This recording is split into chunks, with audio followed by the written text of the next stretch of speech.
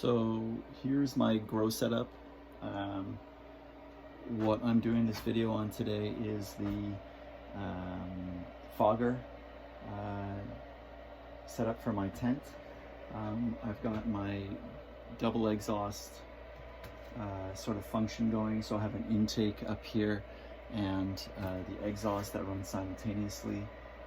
I did put a filter patch just up here just to kind of block out some of the particles from entering the tent, but it's not foolproof. I mean, there is a lot of space down here for particles to get in, but it acts more as positive pressure, I find, with my setup here.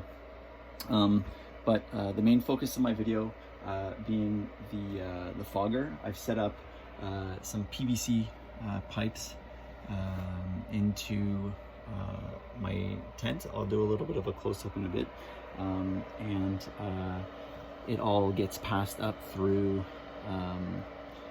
underneath here.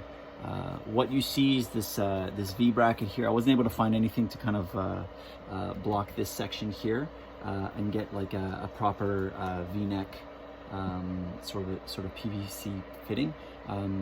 But basically, I wanted something to fill my box without having to drag the whole thing out and undo everything.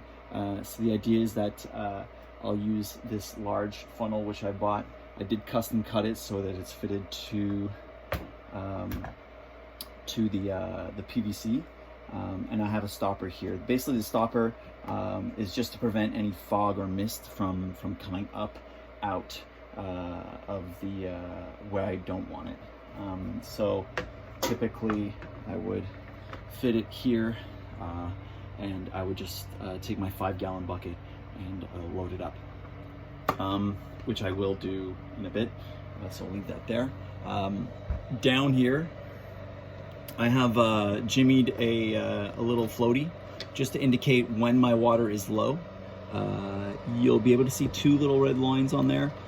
That's just for me to know when it becomes too full. So as soon as I see that second red line there on the bottom, I will stop filling, because if I go any higher, I know that my water levels are going to get too high, and I don't want my fan to get wet. So I've jimmied a little tubing in there to block any water from splashing in. So if that fills up, it doesn't add any air. I have a drip zone. My drip bottle, it barely fills up, but it does the job.